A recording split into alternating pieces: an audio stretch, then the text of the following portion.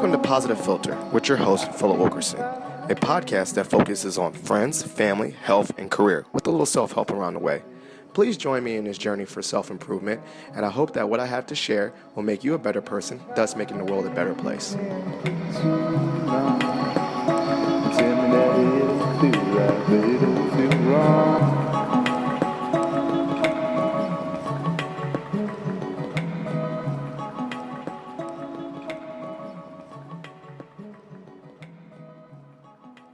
Hey, Positive Filter listeners, it's Philip Wilkerson back with another episode of Positive Filter. Today I'm joined by a special guest. Everyone's a special guest to me because they're my friends. I say that every episode. I'm joined by Cathy. Now, I'll give you a little background. Cathy, do you have like a musical name, like a fake name? I don't have a stage name other than Cathy D. Cathy D, there you go. It's easier than saying my last name, apparently. AKA Gwen Stefani. That's right, Little Gwen. Little Gwen 2.0. But Cathy is a good friend of mine. We actually went to grad school together. You'll see a common trend in the podcast that legit most everyone on this podcast are friends and family of mine, people that I feel very close to. And me and Cathy met in grad school at George Mason University in our counseling program.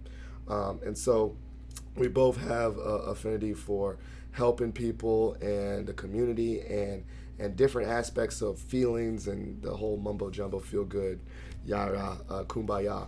But the thing that makes Cathy unique and special is that while she was doing counseling, she is a performer, she's a musician, and that is where her real passion lies. So for the listeners, Cathy, give them a little background about yourself. Sure. So like Phil said, we met in grad school when I was getting my master's in counseling. But I grew up singing my whole life. My parents are both music majors who met literally in choir in college. So my mom's a piano teacher. So from the minute I popped out, basically, I was surrounded by music and singing, and I loved it, and I could sing at a young age. And I studied piano, knew I always wanted to perform, and could remember words literally at 5 and 6 years old of songs I heard on the radio. So it was always really easy for me to remember lyrics and songs, and I was just always so connected to music. I knew that I wanted to do it, but I didn't know what that looked like. Right. So my life from birth has kind of taken a very interesting path, but now led me to being able to be a full-time musician as of 2.5 years ago. Yes, and music was always infused. I remember loose ships, sink ships. we would freestyle. We made up some rhymes. We made up rhymes, and in grad school, yes. You humored me for my dreams of being a rap artist. That's right. And only saying like hooks. But you had some good hooks, for the record. Loose ships, sink ships, Titanic. You know what I'm saying? Holla at your boy. Fire. But you went, you did different things, and music was always there. Yes. Music's been the constant for me, I would say. So you went to Tech, and I always found it cool that at Tech you performed too, right? You was the karaoke queen. Yeah. You remember that? I remember that. Okay. So tell them about... The karaoke queen of Blacksburg. Yes. Unofficially. I'm embarrassed. So it's written on a tile in the bathroom at Tots. Yes. So tell them, did you study music in college? I did not. Okay. I did not, because here's why. My parents were both music majors, and they basically told me, what you do with a music major is you teach. And I knew I didn't want to teach. Or you conduct an orchestra, or you do. And I didn't want those formal types of positions. I wanted more of, a rock band. I want to be a rock star. Yeah, That's not a major in college, unfortunately. It should be. Yes, it should be. Yeah. But we're getting closer to more of those types of majors. But my options were so limited that I basically did music as an extracurricular. I sang in an a cappella group. I did open mics. I did karaoke when I could to get used to performing. And I wrote myself at home. I played piano and just kind of wrote on my own time. Majored in communications because I knew that'd be good for advertising, and it goes hand in hand. Right, which is interesting because I know I work with the students at George Mason, and I know a lot of kids that are doing communications, but they just got so many skills of making their own videos and production and all that stuff. Media and editing and so, marketing, and it all falls under the umbrella of communications. So that really is a good major, I feel like. To help with if you have a passion. A creative side, and you're not quite sure whether it's art or dancing or acting or music, you don't want to pigeonhole yourself, because it can be really tough to find work when you graduate with debt or otherwise, and you're like, what do I do now? How do I get in a band? So you did the communications and you were doing all the music on the side. Right. And then you graduated. What was your big girl job? My big girl job was in advertising. Did you like it? I liked it because the company was very young. Okay. We had a lot of young people. Everyone was under 30. Okay, that's And I'm fine. 22 at the time. That's so fine. it was, we could wear whatever we wanted, and we were just, we're doing ad verification, and it's very creative, and we're going to happy hours, getting to know each other, and going out on the weekends. So it was a cool job. As far as it being challenging, it really wasn't, or being something that pushed me towards another goal, it really didn't. Okay. But it was a paycheck. I made some good friends, and it gave me work experience right out of school. So how did you infuse music in that?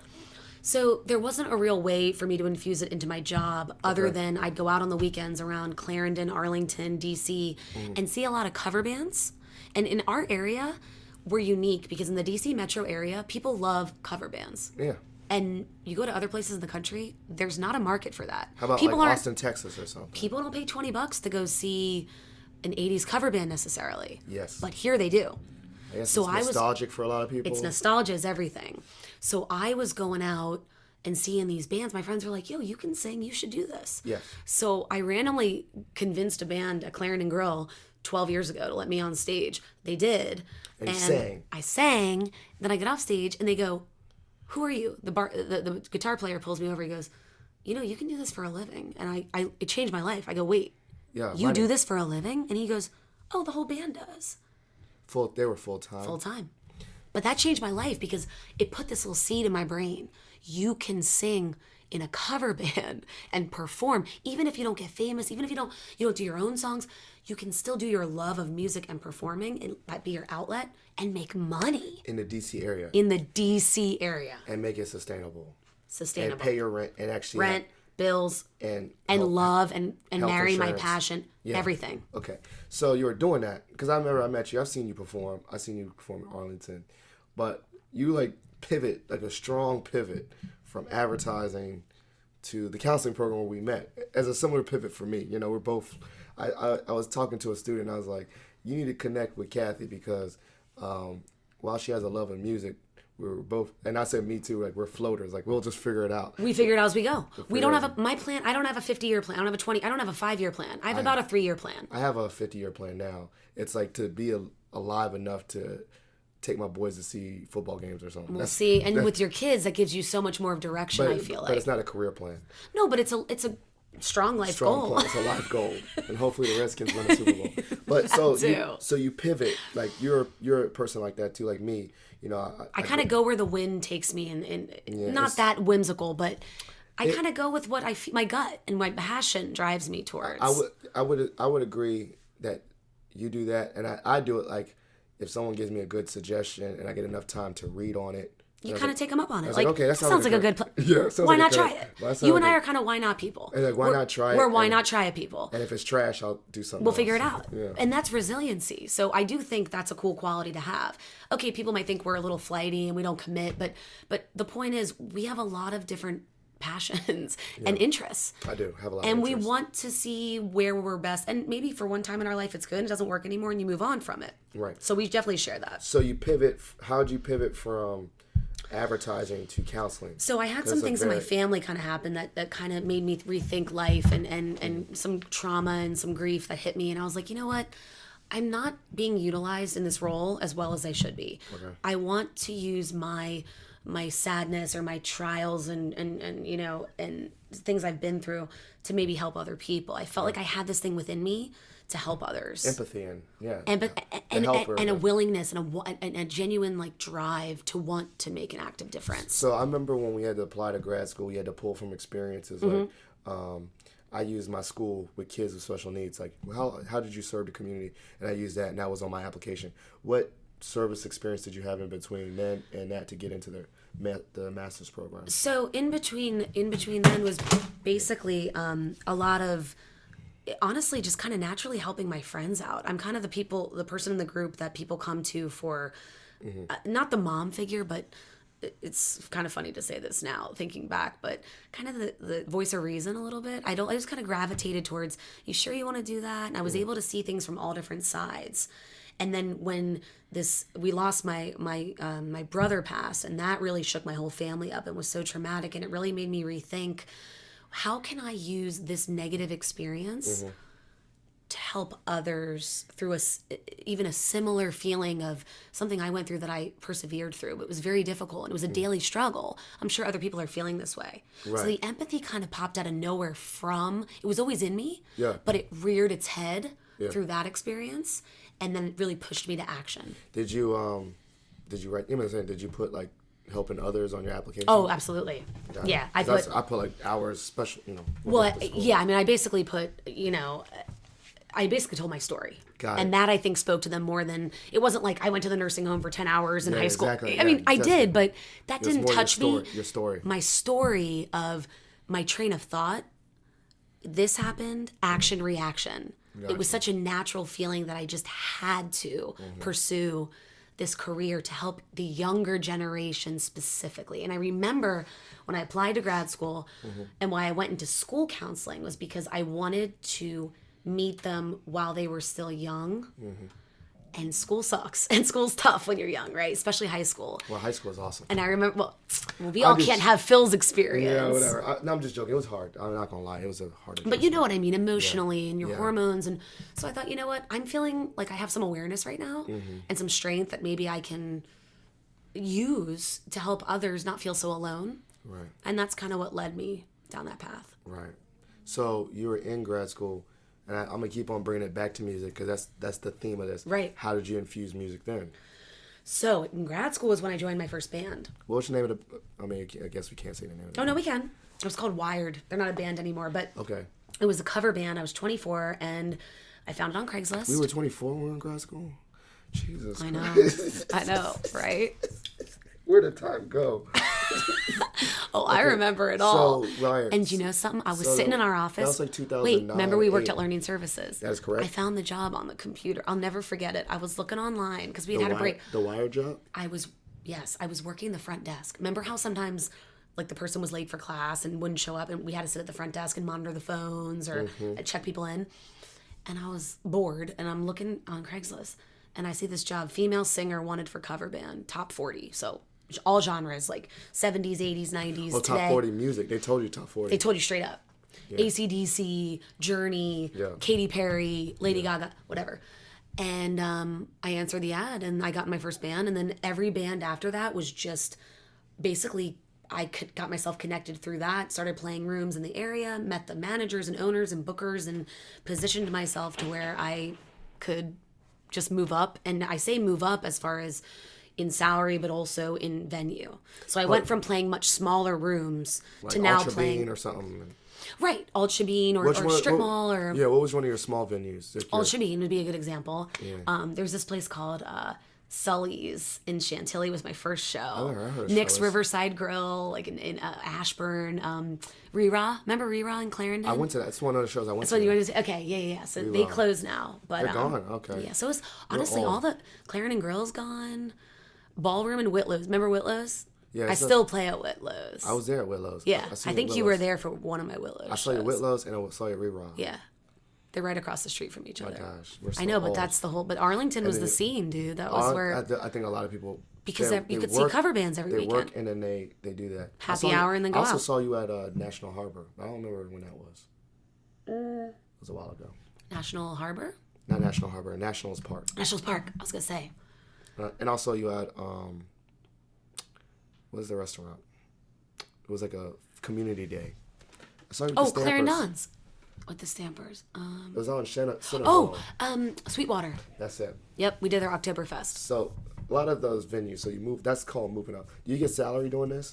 Yes. You get a salary or you get a paycheck per show? So it's a paycheck per show, but I'm 1099. So it's it's run by a corporation, and I have agencies I work through. So every place that I play, basically I do a W-2 and they send me my 1099. And I also have an LLC that I run my bands through. So you got Business Mind LLC.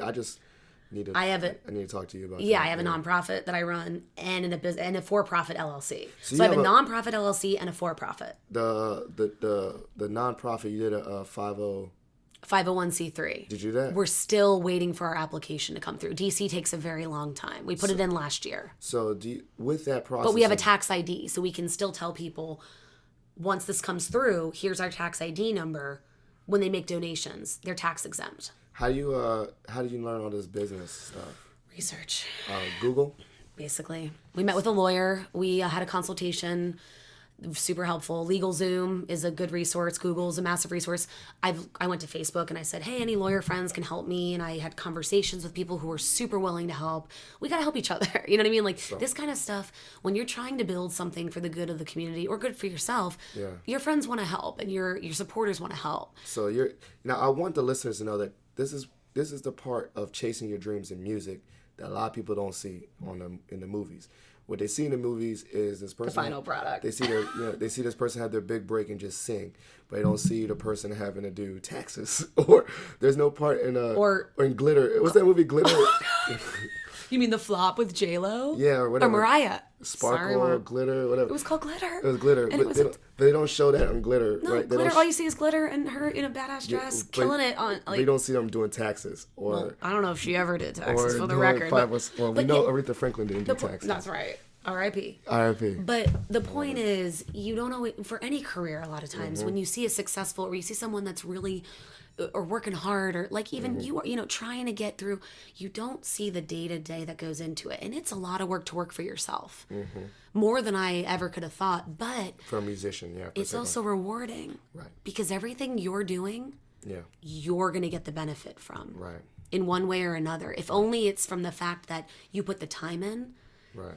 And you're able to go on your own schedule. There's many benefits to owning your own business, but even more stressors. You think that there should be like business class, but you don't really sing in this business class. You just do all the boring stuff. Yes, there should be a how to run your own business when you're not the musical business. How to run a music business, whether you are the talent or you're not the talent. Right. All people could benefit even from a class. Anyone that wants to be self-employed could benefit from a class of how to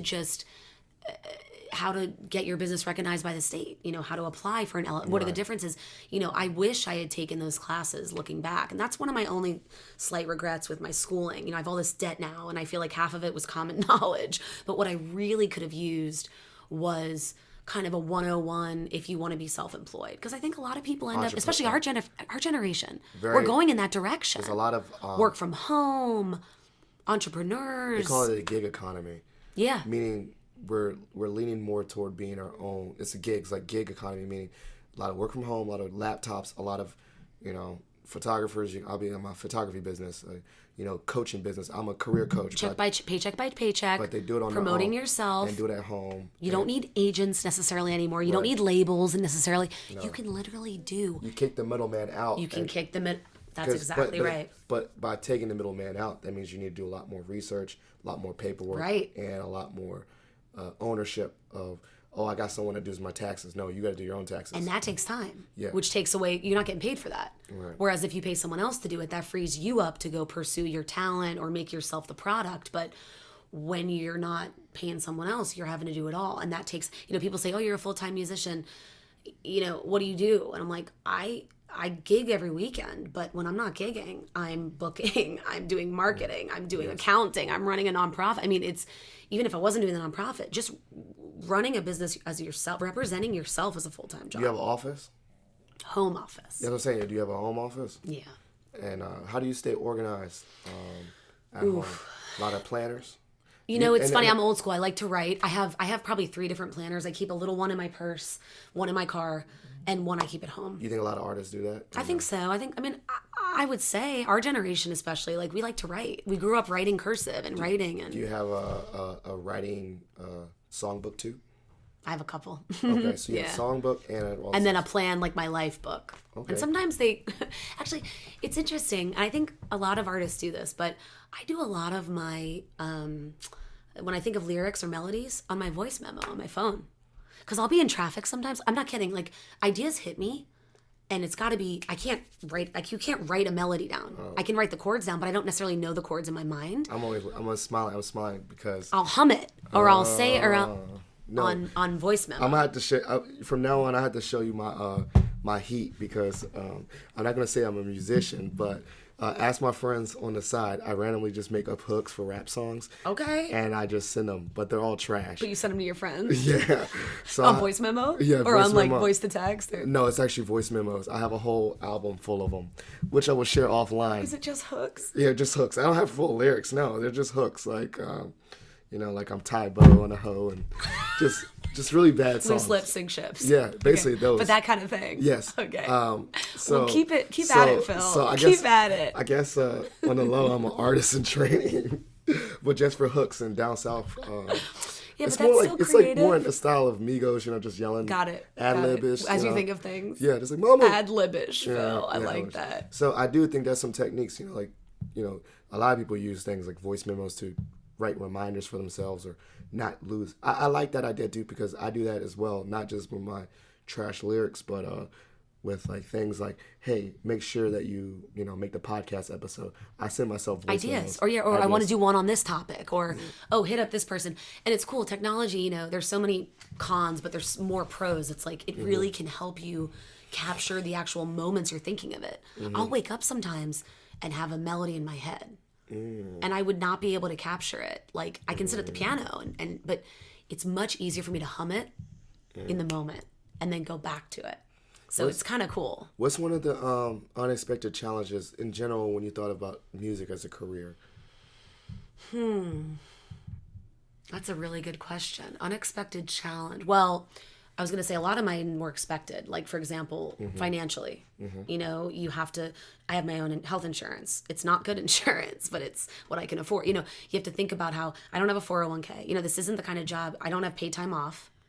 Those kind of things were kind of crept up on me. Like all the benefits you get from your standard 9-to-5 corporate, you don't have those. Now, that being said, there's a lot of benefits to it, but I'd say unexpected challenge might be time management. Okay, it can be very hard. You have to set your own schedule. You have to make your whole schedule.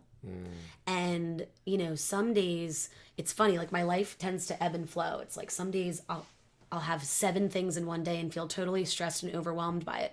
And the next day it's like I have nothing. It's like, why can't I...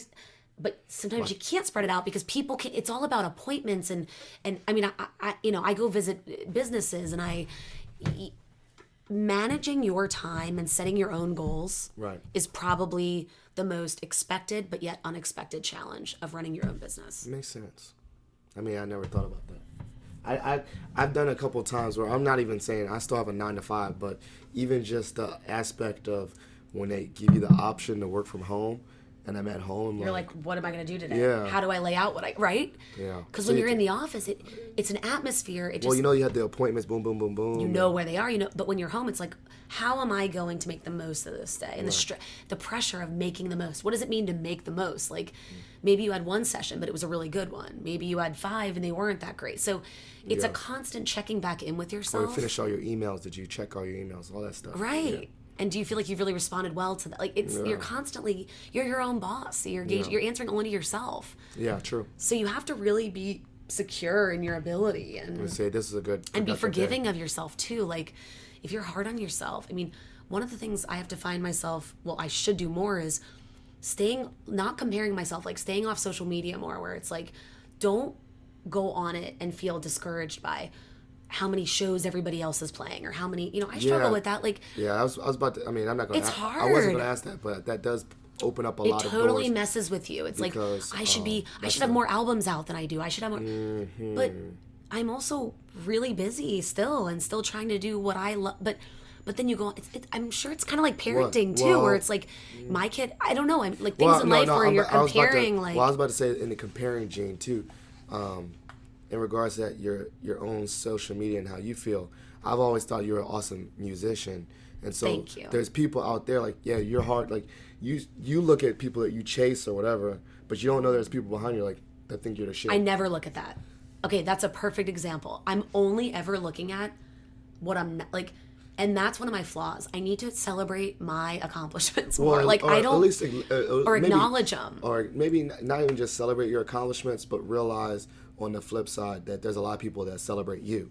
That makes sense? Like, Yeah. And I had to do that too, because I was like, man, I'm not that great of a career counselor, whatever. Right. But then someone was like, dang, Phil, I just listened to one of your appointments. You sound like you know what you're doing. I was like, really? And does that help to like refresh your Well, confidence and validate? my love language is words of affirmation, aka attention-seeking behavior, whatever. Like some people, you can give me money and gifts. I don't really want that. Like if someone said, Yeah, I don't really care about that. mine is directly words of affirmation. If someone said, You did a good job. So you did a good job, Philip, or you helped me. That like boosts me more than That anything in the world. you helped me is probably my biggest. Yeah, it makes when me feel- someone says, Yeah, I just want to thank you, yeah. I'm I like, eat that up. okay.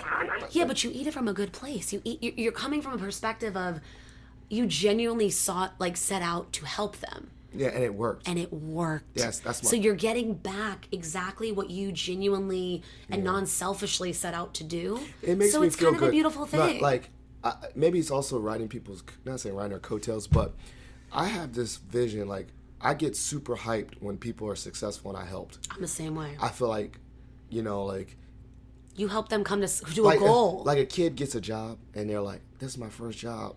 I'm like, I get so hyped for them because it makes me feel like that. And it could be a kid like I know is probably going to make tons and billions of dollars more than me. Right. like, Doesn't matter. Whatever. But like I helped him and I can be like, that could be my victory too. So it's a I definitely feel the sense of altruism where Right. I feel a sense of fulfillment helping someone else. But in addition to, I will say selfishly, I like to help people, but I do feel good when I get acknowledged for helping. Well, and I that's don't wanna, okay. I don't want to be that like behind the scenes helper, like they'll anonymous. or like like the anonymous donor. like they'll never know the impact. It's not me. No. You I want them know. to be like, yo, it was you. Yeah, Thank you. Thank you. You're welcome. Yeah, but that's okay. So, but I was saying that with the social media is Mm. that I'm learning that too. Is that I'm learning with this podcast is that I don't look at no one else's numbers and stats anymore. Quite honestly, It's too discouraging. Not even that. It's just like what for what like For what? I'm not going to It takes chase attention away from and focus away from your goal. Yeah, but on the flip side, by me being just doing my thing, there's people that come to me and say, "Hey Phil, how do you?" I've helped other people behind me. Without you even knowing. Or I have helped them with them knowing, and they're the like I have a frat brother who has an amazing podcast. His podcast blows my podcast out of the water, but I helped him. I gave him some suggestions, and he followed them. Acknowledge that. Acknowledged and it. made you feel good. It made me feel good, and I was like, I celebrate his like every time Successes. I was like, oh, like, bro, like you see, your podcast is killing it. So I definitely, I just know that even when someone surpasses you, or there's people that are doing more quote unquote than you, right? There's always people that you can help behind you that maybe are looking to you for as a role model or as an leadership. Example of what they want to do. Exactly. That's a good way to look at it. So it's all like the grass is greener kind of thing. But you have to have that mindset that you can't. There's another thing too is I'm learning is like, if you constantly put yourself down, then the person behind you, they lose confidence too. They're like, dang, the person. Yeah, because if you're losing it, then of course they're gonna lose it. They need you to keep it going. If that person's not confident, and they're not believing in themselves or their goals, like why would I want to? Like that doesn't make me feel confident because I look up to them. Right. So I think. So maybe there's people looking up to you don't even know about. That's true. So with that being said, if you need to do a social media cleanse, do that. Get off social media. See, that's tricky for me though because that's my career. Me too. I had to get on it for podcasting. It's free marketing and promotion, and it connects me with people, and I get to learn about other artists. So and what can we do with that? As a musician, what can you do? So that means maybe you look at people that are doing things that you want to do. You limit you monitor your usage, and you just kind of say you're not going to go down certain paths mentally, and you just maybe each day you set a social media plan maybe of like I'm going to do this and this and this today, and then I'm not going to go on Facebook. I mean, I'm being serious because it can suck you into the point of self-doubt and depression and comparison. That's the main one. And really I think and I'm really saying this not just from my own personal, but I'm saying it because I feel like a lot of people do feel this way genuinely. It really can bring you down. Yeah. In like whether you're self-employed or you're an entrepreneur, you're trying to, even as a person, I feel like as a parent, it can bring you down. As a sister, because you can't help but look at what everybody else is doing. I think it's in human nature to feel like we should be doing more or commenting or something. So I think it's important for people to be forgiving of themselves and allow them to feel those things and know that it's normal to feel those things. We've never had something like this in life. Our parents didn't have this. Yeah, but I think they obviously they had a different way of comparing themselves. Right. Looking at their neighbors. Or looking at or the politics. Or the news. Or newspaper or articles. Right. I'm sure one band look at the other band. Who they're where they're playing. Yeah, or maybe how many people were at their show. There's the top 40 for a reason, right? The Billboard charts. Totally. What should I be doing? So there's always places to compare in life. But I think I like to flip it too. Sometimes I like to set little goals, but it's not against other people, it's against myself. So like, for instance, like I like to at least, get this many downloads of the podcast, whatever. But I'm not looking at like the guy that I told you is very successful. I'm not setting my goals to match his. Mine is just to match yours. Me. So it's like personal best. Yeah. So maybe for musicians, it's like it's similar. Similar is like maybe you're not saying like I'm gonna have umpteen albums because this person has umpteen albums. I just want to be consistent and release an album a year. I don't know. You set your own goals, but totally for yourself. And really, mine really just are as long as I'm able to still perform. I'm lucky in that sense that I can do it I perform for a living and I perform every week. I have agents that help me book shows and so I can free up my time to do my own personal original music. I mean, it's really cool, like a lot of the stress that some of my other full-time musician friends have as purely original artists, I don't have because I know that I take joy and pleasure and have a lot of fun singing in cover bands and it's consistent for me. I know it's a sure thing. Mm-hmm. And then I can use my, spare time to develop my own original music and skills. It's just this day and age, it's so hard to make a living as an original artist. Oh, okay. Original artist. So being able to do the cover songs afford me the time to focus on my originals. When you see a local band playing a show, let's say the tickets are $10, like the band is not making a lot of money off that. If they're playing a room of 100 people, there's probably 2 or 3 bands on the bill. They're probably splitting the cost. They're only getting a percentage of the door. The band might get $50, and that's between 4 or 5 people. That's barely gas money for them. Like, there's not a career for original musicians unless you are hustling, and I mean playing multiple times a week, and it is a struggle and a half. I get to show up at clubs knowing people paid to hear music they know they love and play dress up and entertain. Yeah. So it's like a wedding band. It really is in that sense. I am, hashtag blessed and lucky, but I worked my ass off, but I still am now in a position which is why I'm giving back through my nonprofit. Yeah, that's a good pivot. Because I'm able to, do my originals and I still had free time and I'm like, you know what? It's time to give back and marry my counseling degree with my passion finally. That's a very good pivot. Let's go. So now we're going all the way back and now you got the counseling degree.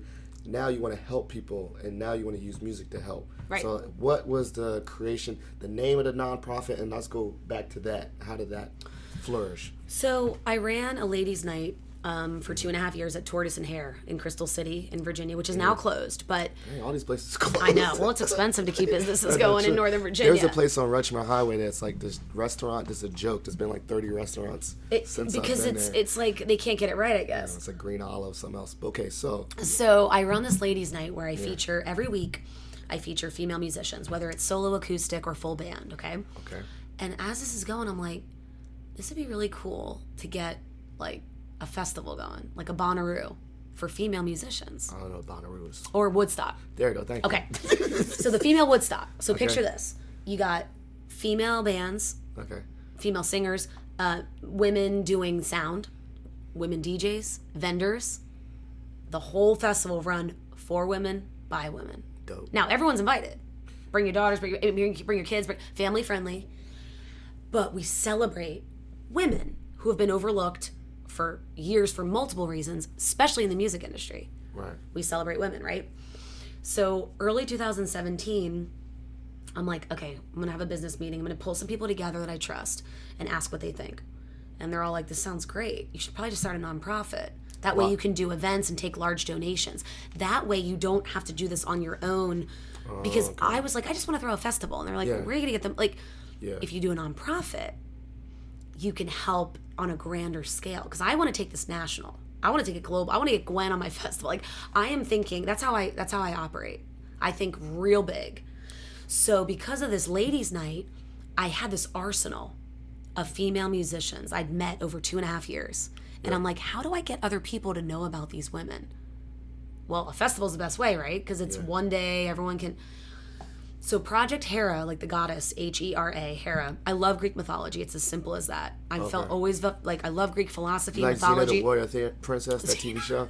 Is that Greek mythology? No, but I did like that show. It's not? She's a badass bitch. No, it's not Greek mythology. It's not. No. It's like Hercules and stuff. No. Well, it's a TV adaptation. It's not real Greek mythology, okay?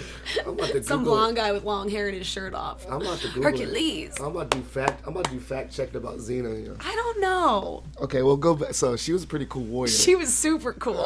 I thought she was. Okay. So we thought it would be cool because we could like name the stages like the Athena stage, that the Aphrodite, the different goddesses. So that's the ultimate goal. That's pretty once we dope. get to a place with multiple stages. But so we started with a couple friends and I started it early 2017. We did our first music festival in the summer of 2017 at State Theater in Falls Church, Virginia. We had an awesome turnout. It was 13 bands that had all female singers. Okay. All ages. We had a high school band, and it was just really positive and cool. And we're like, okay, this is Goodwill. How many people turned out too? 150.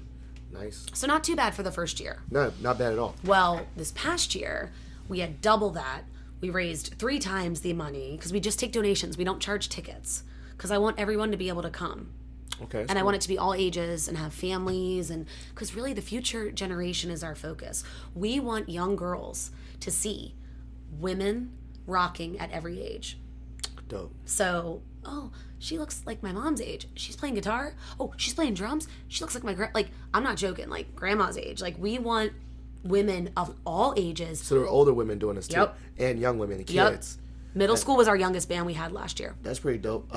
Besides just the festival, is there anything else that you do, like music class or music groups? We do networking events for female, like women in the music industry. We do instrument donations. Okay. So we take donations for people that just want to get rid of old guitars they have or want to donate so that girls can learn an instrument. So on our website, we have an instrument donation program where they can drop off the instruments with us, and we will coordinate with the families to get the instrument to the young girl that wants to learn it. How about if it's broke, do they fix them? Or you just encourage? That's a good. Or you just encourage people to donate nice. Just donate ones that are playable. And then I have friends who can fix. I have friends who will certainly do it. Yes, and we'll set it up, or I can restring it myself. If it needs. Perfect. But yes, we work with the family and with our friends who've donated. And so that's a really cool thing because instruments are expensive. Yeah, I think so. And then we do a monthly ladies' night and open mic for all ages at Songbird in DC, which we're kicking off actually tomorrow night, January 10th. Yeah. And it's going to be really cool because we're going to have a networking hour for women in music. Then we're going to have a featured artist. Okay. And then an open mic right after that. So anybody can get up and do poetry or comedy or sing or play or... So it's very organized. How'd you get all these ideas? And you have a team? There's 2 of us. Who's that? Shout out. Who's the other? Brittany. Brittany Mayo is my partner. We had just had a business meeting before I came over here actually to talk about the upcoming year. She is a poet, a writer, very creative, not a musician, but... How'd you meet her? I met her through a mutual friend, and she had nonprofit experience. And I told her my idea, and she was like, hey, I have nonprofit experience. Why don't we meet for coffee? She showed up at coffee with 3 binders, with colored tabs, printed out, and I'm like... Okay, you just follow her lead. Basically, because I'm the ideas girl. I'm the one... Well, she has ideas too, but I'm like the big, I want Gwen Stefani to play at, at Madison Square Garden while and she's like, okay, well, let's... So she reins me in, and she does all the graphics, and I do the booking and the marketing and the... I'm the front facing. She's the Wizard of Oz, and I'm the one out front. But here's the funny part. This is all coming back to the life experiences, like when we thought we were just floating, that you're pulling from that experience of what you learned at tech, and, everything, and your first job, everything, and my all whole that life, stuff, your whole life, advertising. This is it's crazy how life works, because you're totally right. All the pieces of the pie but music is still are infused but in there. music is the pie. Yeah. So all the pieces slowly fuse together. The counseling piece, the helping young girls, wanting to go, and my musical talent, and then now I can book shows, like I've done bookings, so I have, the pull with certain places. So it's cool to use my connections that I've spent years working hard to build, and now give back. Yes. So that's the position I'm in now. I mean, it's very career driven. It's a very, I think, an atypical career, but it's so inspiring because. Thank you. It's inspiring because, like, I know a lot of people that, let's say, and I'm not saying you didn't make it in music, because you did, but a lot of people would give up and just completely abandon these things.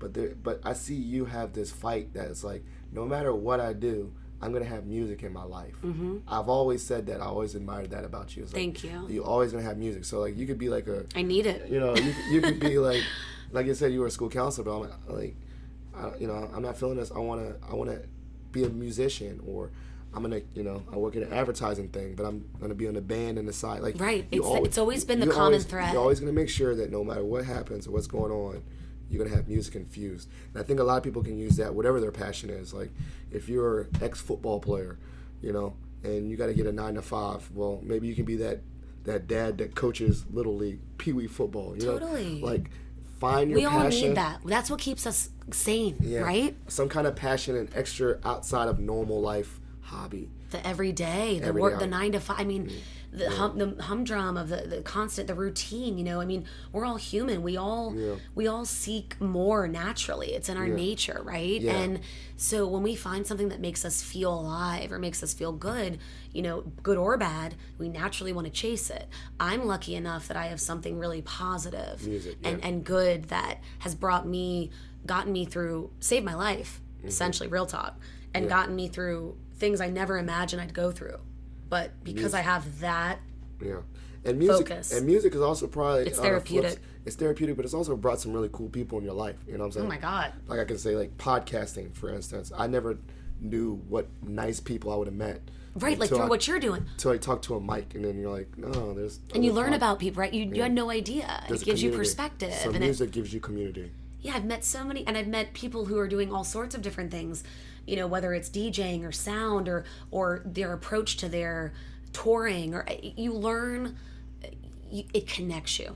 Yeah. This microphone connects you with people, and music connects me with people. Right. And so it's really cool to use one of your passions to help connect you with people you never otherwise would have met. Right, 100%. So... That's pretty cool, man. Dang, we dropped some heat, You're welcome. Like my heat. Oh no, my phone's charging. I'm about to show you my freestyles off the mic. Oh, I can't wait. They're all trash, but you just been added to the list, Cathy. Yeah. I was gonna say, send me them. I will. You're added to the list. Because what I do is we have a studio set up, and so late night we'll get on the keyboard, I'll get on the guitar, and Chris and I will just get these ideas, and so if you send, I'm not joking. I'll loop it. I'll make some. No, I got them. I mean, I feel like I'm creating a monster by telling you this, but also I'm kind of into it. No, because ask my boy Armand, Hillard, they all get them randomly. It's like literally, literally in the morning, they'll be like, 6 a.m. Why'd you just send 6 a.m. Why'd you just send this to me? And then I'm like, bye, have a good day. I think they're the funniest thing in the world.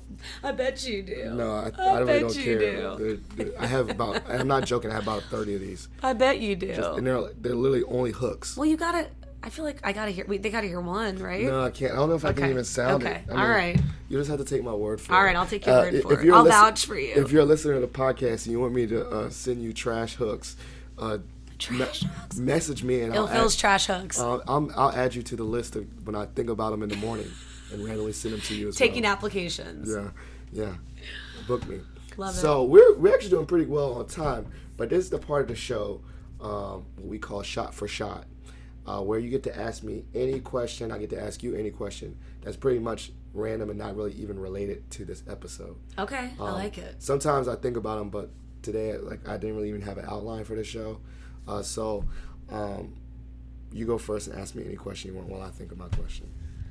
So, what was your favorite lunch when you were in like first and second grade? Like what did you always hope was in your lunchbox? Like if you could eat anything. I'm gonna have to go back and say that I didn't have like the lunches, like the cool lunchbox growing up. Oh, I didn't either. That's why I'm asking. I had olives and carrots in my lunch. So what did you have in your lunch? I would have to What's a typical first grade lunch for Phil? Was a typical lunch for Phil was Marcus Jackson's lunch because he had better lunches than me. But how would you get him? You just eat his? Yeah, he gave me some. But what was in yours? Like Gushers. Well, Gushers are awesome. Yeah, Gushers. Would you try to trade? I'm about to be really boring. I got the Lunchables, like straight up. Pizza or the ham and... the old ham. But what about pizza? I never got those. I got the ham and cracker one. The ham and cracker Lunchables. With Capri Sun? The Capri Sun. It was just, I love that. That's pretty good. And then when I got to high school, I ate the school lunch. Did you ever try to trade your lunch? Like the high school lunch? No, when you were a kid. No, did your kids ever I'll trade you these Cheetos for this? Because we did that shit all the time. No, I didn't have to trade. I literally just people. Well, because you had a Lunchable, you're rolling in with the hot shit. People feel bad and just gave me stuff. Marcus. They would see my carrots and be like, "Here's a Frito, Cathy." I remember Marcus' his dad made fried chicken, and put it in a Ziploc bag, and he would make. He's rolling to school with homemade fried chicken. Yeah. Damn. And then his dad would actually make extra chicken for you, for me, for your mooching ass. Yeah. So, you've been friends with him that long? Yeah. So shout out to Marcus for giving me good lunch. And his pops. And yeah, he actually would say good lunch. I would say, he was like, did you have good lunch? Marcus, he would check back in with you? No, I would just say that like every time I spent the night over his house for the weekends, like good lunch. Because he knew. Yeah. He was feeding too. Yeah, he legit made me lunch. You owe him. All right, so yours, I couldn't avoid it. I said not related to the episode, but what I know you're a huge Gwen Stefani fan. Mm-hmm. Have you met her before? No. Okay. Still working on it. If you met her, when when you meet her and you give her a hug, and you can go on stage, what song would you sing together with her? Like passing the mic. Just the Girl. Okay, that was a short. Okay. She has her show in Vegas. So do you know? It's funny because what my favorite song by her is. Don't Speak, but it's just depressing. It's emotional. I cry when I hear it. I listen to it over and over again. I can't. It's so sad. Just the Girl's a very empowering. It's a female anthem. She wrote it in '94, but it holds up today when you think about it. It's pretty cool. She's a legend. Period. That's one of her. Don't Speak and Everlong. Spiderwebs. And Everlong by Foo Fighters are like my favorite '90s songs. Have you seen Dave Grohl? I heard he's from this area, but I've never met him. From Springfield. I never seen. Have you been to a Foo Fighters show? No. Phil. Oh, I gotta tell you, that's on my list of shows. I saw Incubus. That was one of my big ones. I love Incubus. Me too. All right, so I need to ask you another question because your question was too short. All right, so we both grew up in the '90s, right? Mm. What was give me 3 of your favorite '90s shows or cartoons? Saved by the Bell. Okay, ding. Why? You got to say why now. So we didn't have cable, so we got prime time. So I would come home from school, probably like 91, 92, and this 90, 91, 92, kindergarten, first, second grade. It was the 2 hours, and it was 5 o'clock was Saved by the Bell, 5:30 was Charles in Charge, 6 o'clock was Full House, 6:30 was Family Matters. Which one would you say? Charles in Charge, where he was the babysitter. Charles in Charge. Okay. I'm not familiar with that one. I know all the other ones you just said. Full House and Family Matters. 100%. So I would come home, I would do my homework real quick. So at 5 o'clock, I could sit my ass in front of the TV. So you said Saved by the Bell was one of them? Saved by the Bell, Charles in Charge, Full House, and Family Matters. Those are your favorite shows? I would say out of those, it would be Saved by the Bell. Yes. And probably Family Matters and Full House. Charles in Charge was okay, but Saved by the Bell's my number one. Charles in Charge is not even memorable, so I guess not. Saved by the Bell's my number one. Saved by the Bell is super problematic now. Have you ever watched this? Zach Morris is trash. No, when they break down those episodes, I'm like, this dude's terrible. He was always terrible. Even at 5, I was kind of like, he's kind of a dickhead. He's sketchy. Beyond. He's a rich, entitled white fuck. He's terrible. Sorry. You might want to... Oops. No, explicit now. You're going to have to beep out. I don't know how to beep, so we're just going to keep that one rolling. But I love the Zach Morris's trash because thank God there's people that do that because it's bringing the light how messed up. I can't even go back and watch movies or sitcoms from the 90s. Well, they are racist. They are sexist. It is uncomfortable for me. I tried to rewatch, remember Rock of Love? I still like it, but it's trash. Phil, it's not just trash. I loved it when it came out. I was like, every week I was in college. I'm like, this is fun. We get popcorn. I got through half of one episode and these girls are just like talking about doing things to him. I'm just like. And he was kind of gross looking too. But I mean, Flavor of Love was gross too. They're all gross. But do you see how we watch it because it's entertaining because we're like, what's going to happen next? But the way they portray these women and these people, it's just. I mean, I would say, I agree with you. It's super problematic, but it hasn't really changed. I mean, no, it hasn't. If you watch VH1 now, I mean, all those Love and Hip Hops are pretty trashy too. You're totally right. The Housewives and all the reality shit is just. But I would say that those were some. But Saved by the Bell. Saved by the Bell was like it's definitely in your kid's window when you watch it later. Like you watch it now and you're like, Jessie was addicted to caffeine pills. Right. Like, she had an eating disorder. No, I'm just saying like that's. No one's. I never met someone that was addicted to caffeine. Yeah, me neither. It's unrelatable. But that was their big drug episode. Yeah, but they're like 14. It's like, what 14-year-old do you know that's addicted to caffeine pills? I don't know. Not at Mount Vernon. So that was. I don't know. Not at Mount Vernon. So that was quite the episode. We should end on that note. So Cathy, this is your platform. I want you to give out every shout out and plug that you want. This is your floor. To make sure for the listeners that when you give out the shout out and plugs that you send me these in so that I can put them in the show notes so that people can to follow up with you. So go ahead. That'd be awesome. Floor is yours. So I'm based in the DC metro area, and if you live around here, please come to a show. I have a couple different bands. One is the Leg Warmers. It's an 80s tribute. We play at State Theater once a month. It's really fun. Legwarmers.com. Another one is kind of like a no doubt 90s ska band called Party Like It's. We also play in the area, and you can find us at partylikeits.com. Just to round out your decade needs, I have a 2000s tribute called So Fetch, like from Mean Girls. And I get to wear a Juicy Couture tracksuit, so it's really fun for me. I remember Maggie used to wear a Juicy. Yep. Bringing back that. I have the pink, and I bedazzled it. So we do a lot of like Outkast and Sum 41 and the early 2000s. So that's really fun. That's So Fetch 2000 on Instagram or Facebook, and then you can find my stuff at Cathy DiToro, DITORO, or Cathy CATHY, D as in David. Music on Facebook, and my Instagram is Cathy D Music. So follow me and you can find all my other projects. And the last one, the nonprofit. Right. So my nonprofit is Project Hera. So that's Project Hera, HERA, which is one word, .org. At Project Hera on Instagram and at Project Hera on Facebook. And that one is for women and girls in music in the DC metro area. So if you have any nieces or sisters or friends that you know have young girls interested in music, please check us out or contact me. You can see my email is on our website, projecthera.org, and I would love to be a mentor or a sounding board or just point you in the right direction for music lessons or how to join a band or how to get a show or where to see women in music.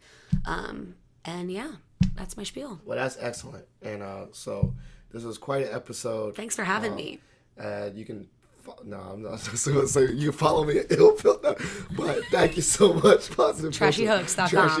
TrashyHooks.com. Hitting the streets near you. Thank you so much, Cathy, for being on the show. Thanks for having me. If you're a listener, please like and subscribe. If you have any questions, you want to leave the podcast, call 571-336-6560 and leave a voicemail for the podcast.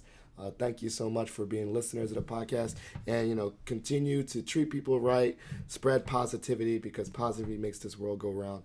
Thank you so much, and bye-bye. Thank you for listening to Positive Filter, a podcast that focuses on family, friends, career, with a little self-help along the way. If you enjoyed this podcast, please share it with your family and friends, and like the Facebook page, Spreading Positivity of Movement.